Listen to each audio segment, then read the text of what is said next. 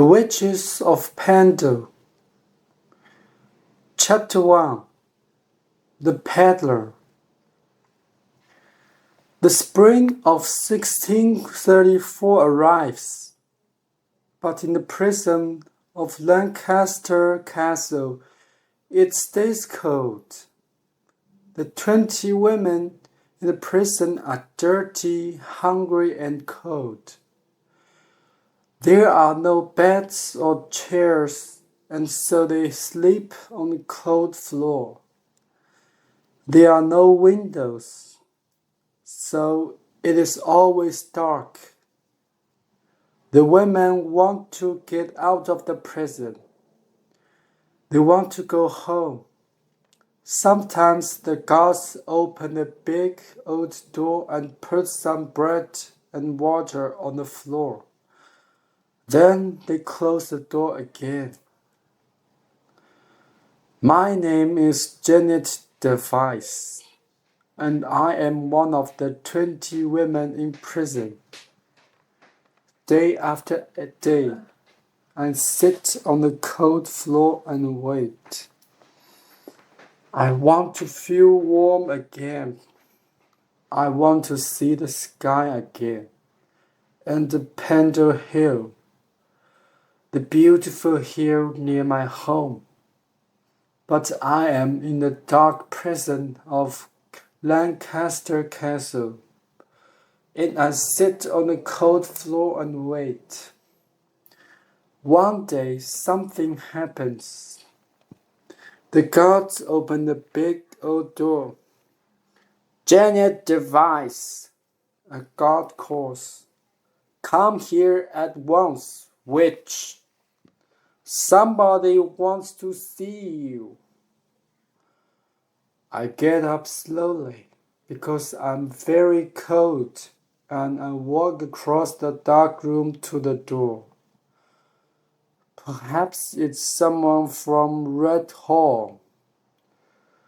Perhaps I'm going home. Janet Device, be quick, the guard calls again. Someone is standing at the door with the guard. Janet, he says quietly.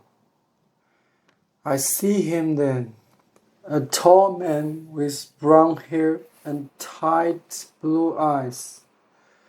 He is not from Reed Hall. It is Mr. Webster from the church at Kildwick. My legs stop moving and suddenly I want to sit down. Come on, come on. The guard says angrily. He begins to close the door.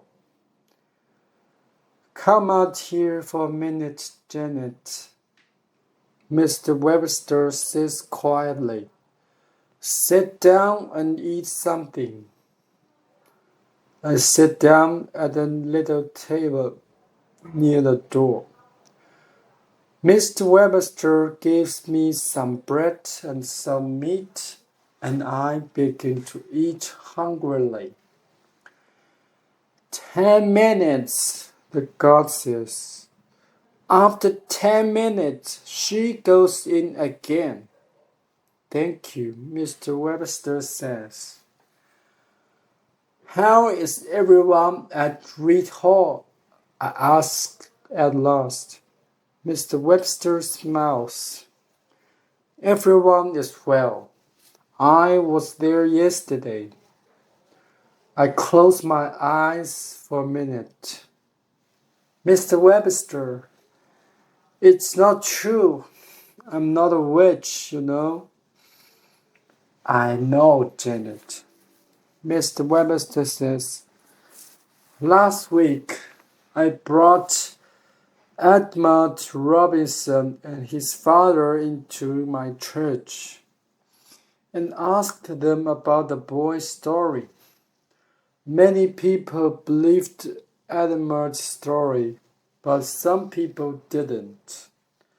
Edmund Robinson is going to London tomorrow with his father. and judge is going to question them. The guard comes back and begins to open the door. Time, he says. Mr. Webster stands up. God is here with you, Janet. Never forget that you can be happy when God is with you. I stand up too and take the bread from the table. Yes, Mr. Webster, God is with me. I believe that. But happy? How can I be happy?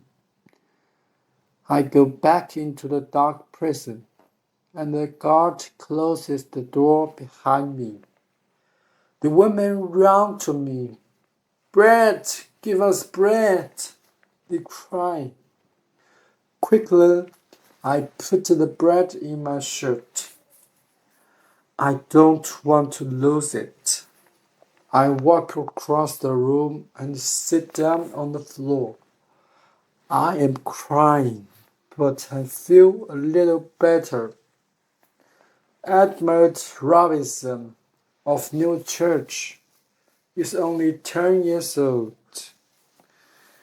Edmund told lies about me and about my women. He saw us at a witches' meeting at a house called Hallstones. It's not true, but many people believed him. What is he going to say in London? The truth? Or more lies? But now, in the prison of Lancaster Castle, I want to tell my story.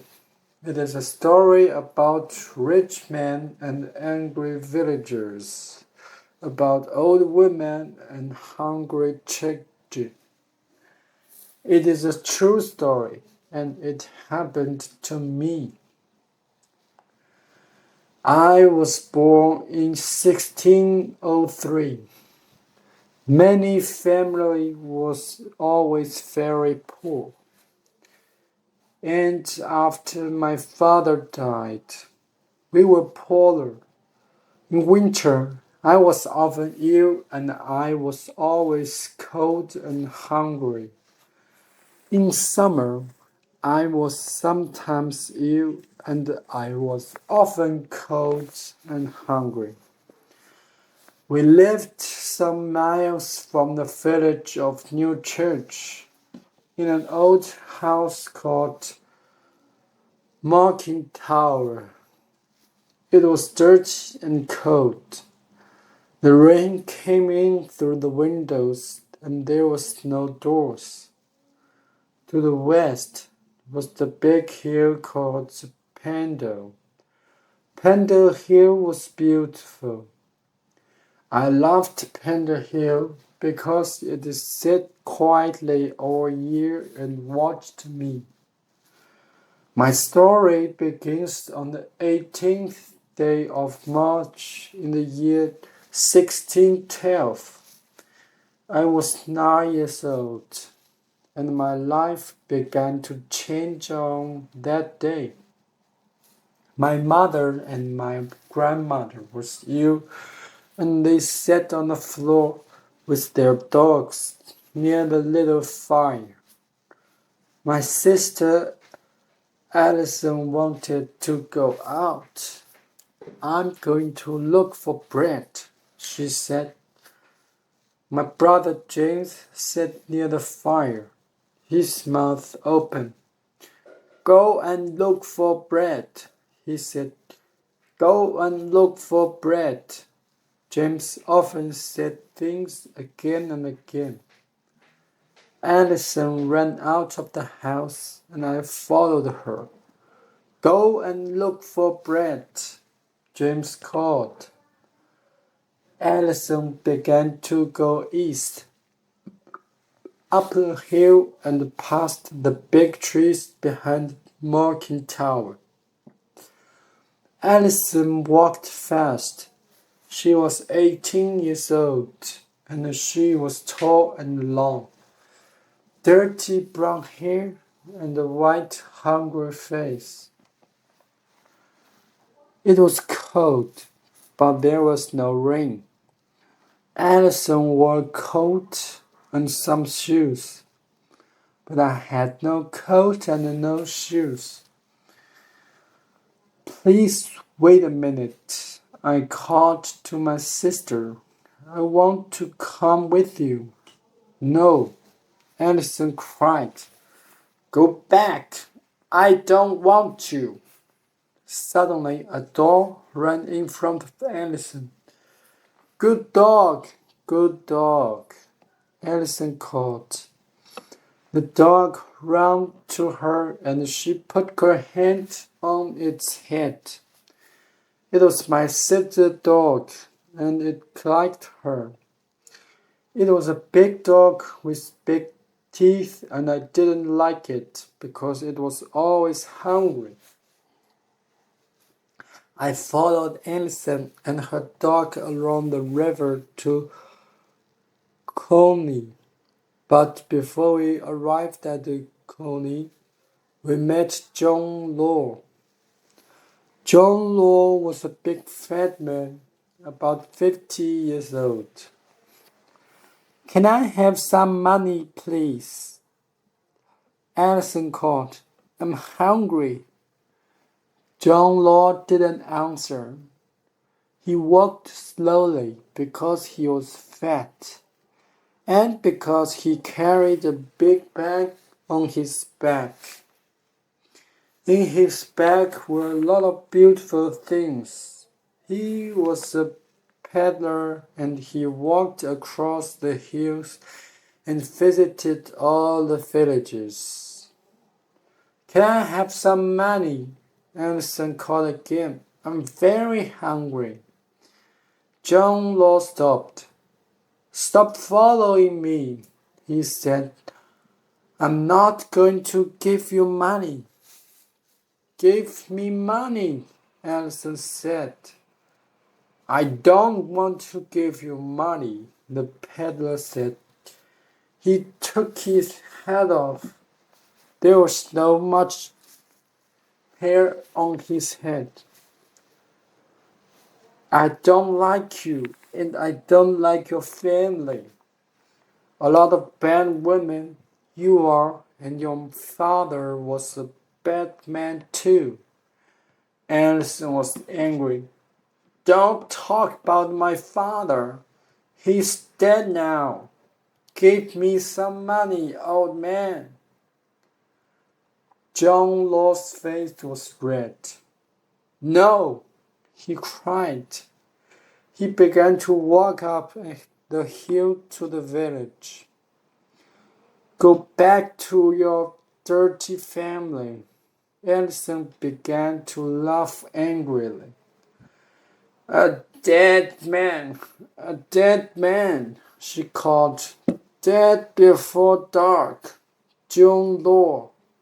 She looked down at her dog and put her hand on its head. Go after him, dog, she said. Go after him and get him. The dog began to run after the peddler. John Law stopped. He looked afraid and his face was very red. Call your dog back, you bad girl, he shouted. Suddenly, his mouth opened and his face went white. Slowly, he began to fall, and his big body hit the road. The dog came up to him, but the peddler did not move. Alison watched John Law for a minute. Then she said to me, Go and call someone from the village. I felt afraid, but I ran along the road very quickly. Help! Help! I called to the villagers. The peddler is ill. The villagers came out of their houses and followed me down the hill. A young man looked at John Law carefully. "He's not dead," he said, "but he's very ill. Let's move him to the nearest house. Someone must go and call his son." Just then, John Law began to talk very slowly. "I can't move," he said. "I am alive, but I can't move." I went back to stand near Allison. The dog sat at her feet. "That defiant girl," John Law said slowly. She cursed me. She wanted me to die, and her dog came to get me." All the villagers looked at Allison. "I'm sorry," Allison said quickly. "I'm very hungry and I wanted some money, that's all." "Go away," the villagers cried. "You are a witch, and we don't want you in our village."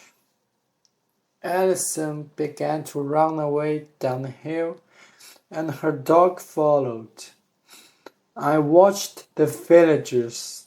They carried John Law slowly up to the hill to the nearest house. And then I followed my sister down the hill. I was angry and tired, and Marking Tower was many miles away. I was 9 years old, and I was angry. I was angry because the peddler was ill. I was angry because the villagers didn't like me. And I was angry because my sister was a witch.